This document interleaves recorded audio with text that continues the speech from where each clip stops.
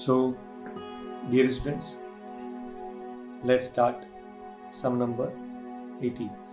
A parallel plate capacitor of capacitance 20 microfarad is being charged by a voltage source whose potential is changing at the rate of 3 volt per second. The conduction current through the connecting wires and the displacement current through the two plates of the capacitor would be respectively. आपके पास में एक parallel plate capacitor है और उसका capacity है 20 microfarad और rate of charging है 3 volt पर सेकेंड. आपको दो चीज फाइंड करनी है, conduction current and the displacement current. Is that clear? Now see once again by capacity Q equal to CV, याद रखिएगा. Then what the current? Current is defined as dQ by dt. dQ by dt. So equal to d by dt of Q. But what's a Q? C into V. C into V. And therefore C ले लो आप common. C आपने common लिया तो it is dV by dt. dV by dt मतलब change in potential per unit time. तो C का आपको value दिया 20 into 10 raised to -6 into dV by dt का वैल्यू आपको दिया 3. So 20 into 3, 60. This is 60 microfarad. It is 60 microfarad. I hope you got it. See next. Alpha particle consist of. अभी देखो alpha particle nothing but what? It's a helium nuclei. Alpha particle nothing but what? Helium nuclei. We remember that alpha particle atomic number 2, atomic mass number 4, atomic number 2, atomic mass number 4. आपको याद है वो laws of disintegration. If an body or if an element removes alpha particle, atomic number decreases by 2, atomic mass number decreases by 4. If an element emits beta particle, atomic number increases by 1, atomic mass number remains same. And when an element emits gamma particles, no change in atomic number and no change in atomic mass number. I hope you got it. So once again, what do you mean by alpha particle? Atomic number 2, atomic mass number 4. अब देखिए alpha particle consist of, तो आपको देखो alpha particle मतलब helium nuclei. ये देखो atomic mass proton number, ये जो एटॉमिक नंबर मतलब proton number. So proton number is 2. So ये एटॉमिक मास नंबर टोटल 4 है. तो इस what is atomic mass number? Atomic number plus neutron number मतलब proton number plus neutron number. तो 4 में से ये 2 है तो बाकी कितना बचा? 2. And hence we can see neutron number also will be 2. So neutron number 2 and proton number 2. I hope you got it. So answer will be 2 protons and 2 neutrons only. Is that clear? Next. An electron is accelerated through a potential difference of 10,000 volt. Its de Broglie wavelength is nearly, आपको explain करना है. An electron is accelerated through a potential difference of 10,000 volt. अभी देखो आपने we can find the wavelength. आपने पढ़ा देखा by Davison German experiment. The wavelength of electron will be given as 150 root of 150 upon potential difference angstrom. I repeat, root of 150 upon V angstrom. ये इसका formula है lambda का. Subsequent values. So what is the velocity? What is potential difference? It is 10,000 volt मतलब 10 raised to 4. So 10 raised to 4. तो ऊपर जाएगा 10 raised to -4. तो ये है आपका एंगस्ट्रॉम 10 raised to -10. ये 10 raised to 4 पे -2 और मतलब 10 raised to 4 ऊपर जाएगा तो 10 raised to -4 बाहर रहेगा तो -2 तो -2 -10 -12 और 150 का square root 12.27. So answer will be 12.27 into 10 raised to -12 metre. I hope you got it. कोई डाउट? आज खाली आपको इसमें फॉर्मूला याद रखना है कि by Davison German experiment the wavelength is given as root of 150 by V angstrom. Is that clear? Next. When an object It shot from the bottom of long, smooth, inclined plane at an angle 60 degree with horizontal. It can travel a distance x1 along the plane, but when the inclination is decreased to 30 degree and the same object is shot with the same velocity, it can travel x2 distance. Then x1 is to x2 will be equal to what? ध्यान दीजिए, ये एक दो object यहाँ से, आपको यहाँ से ऑब्जेक्ट को ऊपर भेजना है. एक बार एंगल है 60 डिग्री, दूसरी बार एंगल है 30 डिग्री. अच्छा, जब एंगल 60 डिग्री है तो यहाँ तक कितना ऊपर जाता है? x1. और जब ये एंगल है 30 तो डिस्टेंस कितना होता है? x2. आपको रेशियो निकालना है x1 is to x2. क्या रेशियो निकालना है? x1 is to x2. तो सबसे पहले देखो, अभी चूंकि ऊपर जा रहा है मतलब मूवमेंट हो रहा है, we'll use the kinematical equation. We use the kinematical equation जिसमें आपको डिस्टेंस भी चाहिए और एक्सेलरेशन भी चाहिए. तो u का formula v square equal to u square plus 2as. ये एक्चुअली होता है स्ट्रेट लाइन के हिसाब से, मतलब जब ये वाला रहेगा कौन सा डिस्टेंस की travel will be this one. So v square equal to as.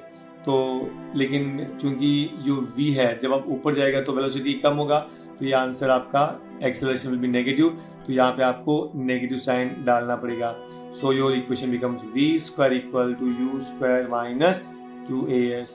आपको जब 2as चाहिए तो सबसे पहले, अब जो ऊपर जाने के बाद वो रुक जाता है तो v will be equal to 0. तो ये ऊपर 0 हो गया तो v विल बी 0. तो u square minus 2as, u square को ट्रांसफर कर दो. So 2as equal to u square and s will be u square by 2a. I hope you got it. अभी आपको फाइंड करना है initial. So remember, initial velocity दोनों का same है, दोनों का सेम है. अच्छा, ये एक्सेलरेशन हुआ. अच्छा, relation between this side and opposite is given by sin theta. I hope it is given by sin theta. So sin theta it's a upon g. sin theta क्या दिया आपको? a upon g. So a will be equal to g sin theta. तो याद रखना a का value कितना होगा? g sin theta. Substitute a over here. So distance will be equal to u square upon 2g sin theta. आपको मालूम है u constant है, g कांस्टेंट है, इसका मतलब displacement is inversely proportional to sin theta. So distance during first is x1 and during second is x2. So x1 upon x2 will be sin theta 2 upon sin theta 1.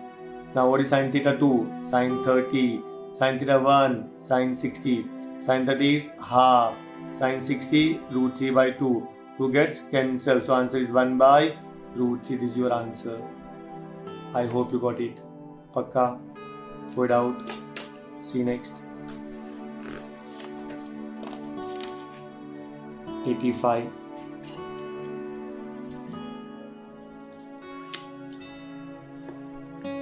Say this. A small hole of area of cross section 2 mm square is present near the bottom of a fully filled open tank of height 2 meter. Taking g equal to 10 meter per second square, the rate of flow of water through the open hole would be nearly, I repeat, a small hole of area of cross section 2 mm square. ये एक tank है, इसका area आपको दिया है 2 mm square.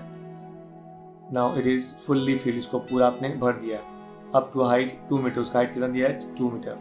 Taking g equal to 10 metre per second square, the rate of flow of water through the open hole would be. आपको find करना है rate of flow of water. Is that clear?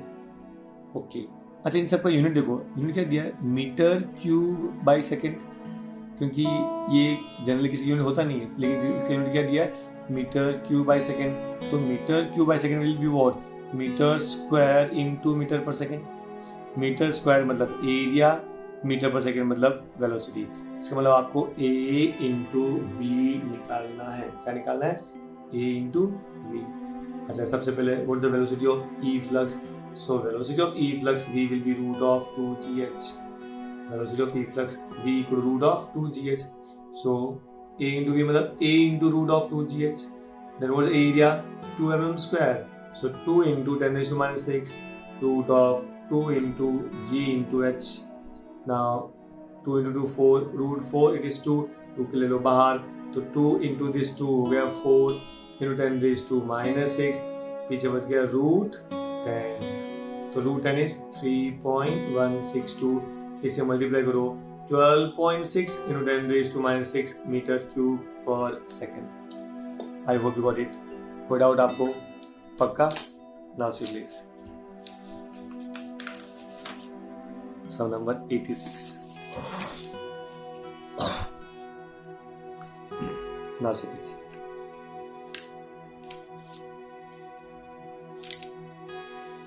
Two point charges A and B having charges plus Q and minus Q respectively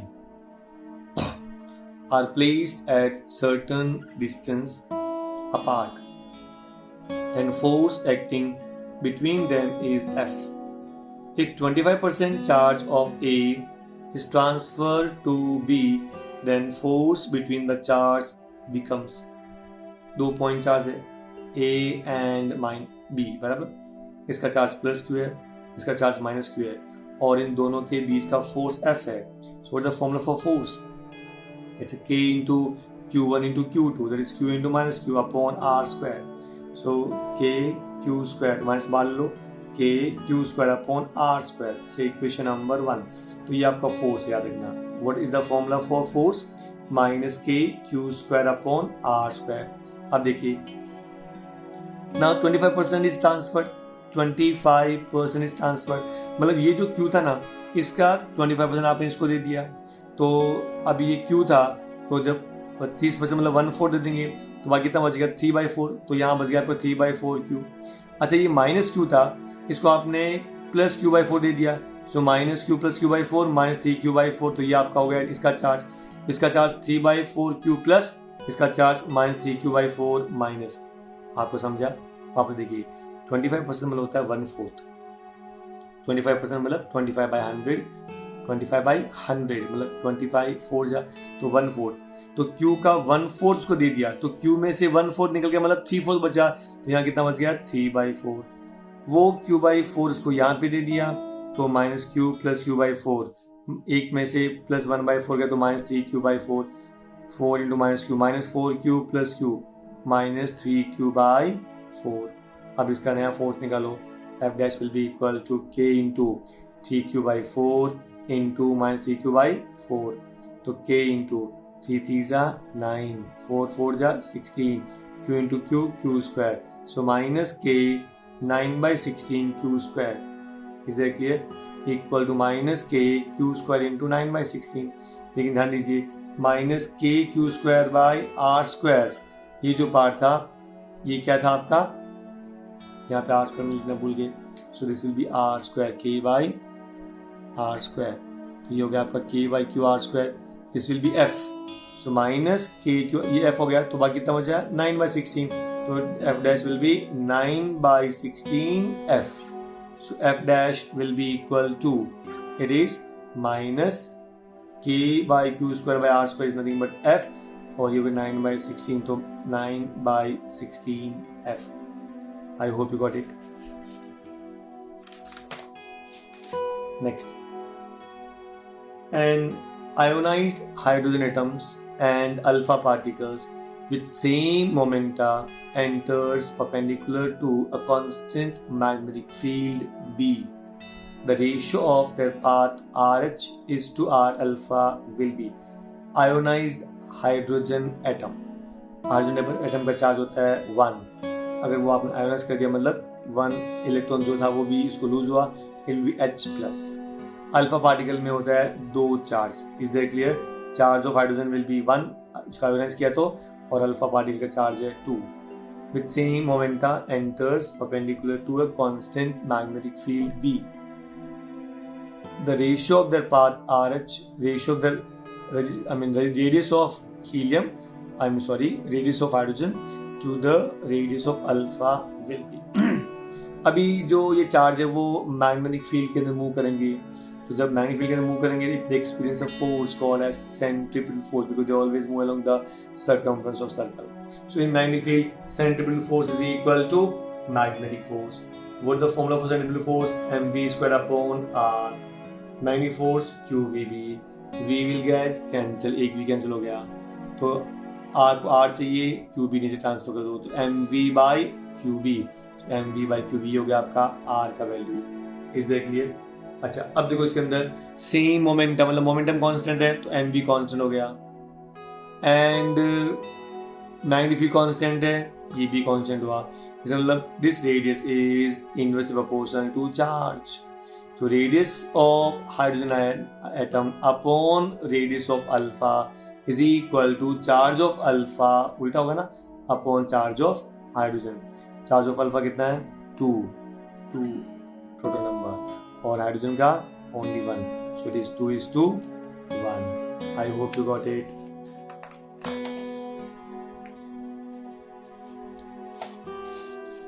Next, a particle moving with velocity v bar is acted by 3 forces shown by the vector triangle PQR.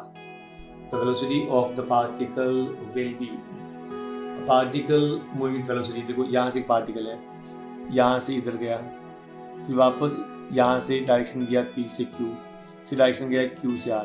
यहाँ देखिए ये एक cyclic loop बन गया, और जब कोई भी चीज़ पे साइक्लिक लूप बनेगा तो रिजल्टेंट फोर्स विल बी 0, क्योंकि इसका कोई डायरेक्शन नहीं होता है, उसका कोई डायरेक्शन नहीं होता है अगर आपने पूरा साइकिल बना दिया तो जैसे फॉर एग्जाम्पल ध्यान दीजिए, यहाँ से जा रहा R से P, P से Q और Q से R, क्योंकि पूरा साइकिल बन गया, resultant force will be 0, so it's cyclic, resultant force will be 0, so resultant force is 0.